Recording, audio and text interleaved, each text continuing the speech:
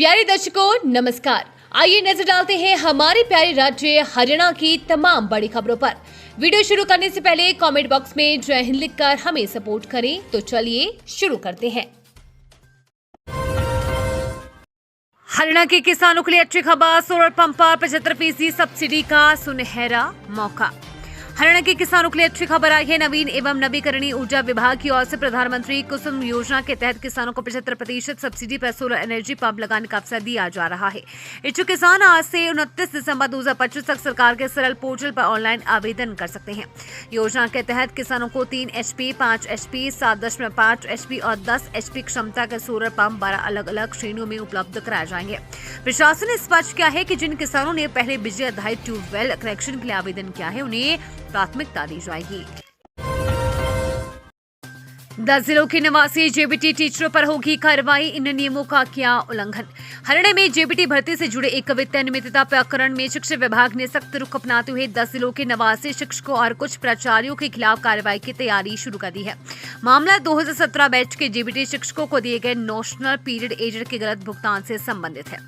सूत्रों के अनुसार विभाग द्वारा वर्ष 2021 में नोशनल लाभ का आदेश जारी किया गया था, जिसमें स्पष्ट रूप से कहा गया था कि मार्च 2019 से मार्च 2021 तक के वास्तविक रेगुलर सर्विस पीरियड के अनुसार ही पे डिफरेंस एडर दिया जाएगा। लेकिन कुछ जिलों में डीडीओ स्तर पर आदेशों का उल्लंघन करते हुए एड हॉक अवधि को भी रेगुलर सर्विस मान लिया गया और अतिरिक्त एडर जारी कर दिया गया। एस्टेट के लिए आवेदन शुरू, डायरेक्ट लिंक से करें अप्लाई। इस दिन तक अभ्यर्थी भर सकेंगे फॉर्म। एस्टेट के लिए बीते दिन बुधवार से आवेदन शुरू हो गए हैं। आवेदन करने की अंतिम तिथि 4 जनवरी है। इस बार आवेदकों को ऑनलाइन आवेदन करने के लिए सिर्फ 10 दिन ही दिए गए हैं। आवेदन के लिए बोर्ड की आधिकारिक वेबसाइट पर लिंक जारी कर दिया गया है। आवेदन में सुधार के लिए अभ्यर्थियों को 4 और 5 जनवरी का समय दिया गया है। सबसे पहले उम्मीदवारों को आधिकारिक वेबसाइट bseh.org.in व eapplynow.com पर जाना होगा। इसके बाद होम पेज पर दिख रहे एस्टेट 2026 के लिंक पर क्लिक करना होगा। अब अपनी जरूरी जानकारी भरकर लॉगिन करें और आवेदन फॉर्म को ध्यानपूर्वक पूरा करें। विपक्ष की आवाज दबाना चाहती है सरकार, जस्सी पेटवार ने सैनी सरकार को घेरा। कांग्रेस विधायक जस्सी पेटवार ने नारनौल में आयोजित प्रेस वार्ता के दौरान हरियाणा सरकार और विधानसभा स्पीकर पर बड़े आरोप लगाए। उन्होंने कहा कि बीजेपी सरकार ने विधानसभा सत्र में विपक्ष की आवाज को दबाने की पूरी रणनीति बना रखी है। कांग्रेस द्वारा जलभराव, अरावली संरक्षण, मुआवजा और बढ़ते अपराध जैसे जनहित मुद्दों पर कॉलिंग अटेंशन नोटिस दिए गए थे, लेकिन स्पीकर ने अधिकांश को खारिज कर दिया। उन्होंने कहा कि सत्र के दौरान सरकार की तानाशाही प्रवृत्ति को निरंतर उजागर किया गया। बाढ़ प्रभावित किसानों के मुद्दे पर बोलते हुए उन्होंने आरोप लगाया कि 5 लाख से अधिक किसानों ने पोर्टल पर फसल खराबा दर्ज करवाया। 250 गांव को मिली अटल पुस्तकालय की सौगात। अब देखने को मिलेगा ये बड़ा बदलाव, ग्राम पंचायतों की होगी जिम्मेदारी। हरियाणा के 250 गांवों को भारत रत्न अटल बिहारी वाजपेयी की जयंती की पूर्व संध्या पर अटल पुस्तकालयों का ऐतिहासिक उपहार मिला। इन पुस्तकालयों का लोकार्पण केंद्रीय गृह मंत्री अमित शाह ने मुख्यमंत्री नायब सिंह सैनी की उपस्थिति में पंचकुला से किया।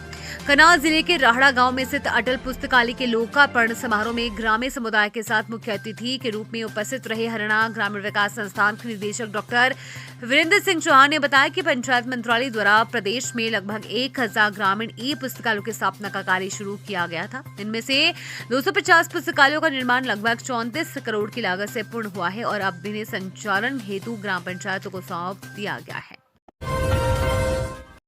खेल के मैदान के साथ साथ शिक्षा के क्षेत्र में भी की नई शुरुआत। 16 महीने में करेगी ये कोर्स। भारत के स्टार ओलंपिक पदक विजेता मनु भाकर ने अब खेल के मैदान के साथ साथ शिक्षा के क्षेत्र में भी नई शुरुआत की है। उन्होंने भारतीय प्रबंधन संस्थान IIM रोहतक के post graduate diploma in sports management for executive में पढ़ाई शुरू कर दी है। 16 महीने के इस विशेष कोर्स के 7वें बैच का 18 दिसंबर को उद्घाटन किया गया था। स्पोर्ट्स मैनेजमेंट में निशानेबाज मनु भाकर सहित कई राष्ट्रीय, अंतर्राष्ट्रीय व पेशेवर एथलीट ने दाखिला लिया है। IIM रोहतक के निदेशक प्रोफेसर धीरज शर्मा ने बताया कि इस प्रोग्राम का लक्ष्य भारत के खेल पारिस्थितिकी तंत्र को मजबूत करना है। इस पर दीपेंद्र हुड्डा ने केंद्र को घेरा, कहा आज अरावली तो कल शिवालिक खतरे में होगी। कांग्रेस सांसद दीपेंद्र सिंह हुड्डा ने केंद्र सरकार पर अरावली पर्वतमाला के संरक्षण को लेकर गंभीर आरोप लगाए। उन्होंने कहा कि नई खनन लीज पर लगी रोक सुप्रीम कोर्ट के आदेशों का अनुपालन है, लेकिन सरकार ने अदालत में गलत तरीके से पैरवी कर पहाड़ों की ऊंचाई को 100 मीटर तक सीमित बनाने की दलील दी, जिससे अरावली का बड़े पैमाने पर नुकसान हो सकता है। दीपेंद्र हुड्डा ने कहा कि कोर्ट का आदेश में स्पष्ट है कि 100 मीटर से कम ऊंचाई वाले क्षेत्र में खनन पर पाबंदी लागू रहेगी और जब तक नया माइनिंग प्लान तैयार न हो जाए तब तक किसी तरह के पट्टे जारी नहीं किए जाने चाहिए। उनका कहना था कि केंद्र की दलील से न सिर्फ अरावली बल्कि भविष्य में शिवालिक पर्वत श्रृंखला भी खतरे में पड़ सकती है। ये थी आज की फटाफट खबरें। हम मिलेंगे अगले बुलेटिन में, तब तक के लिए धन्यवाद और जय हिंद।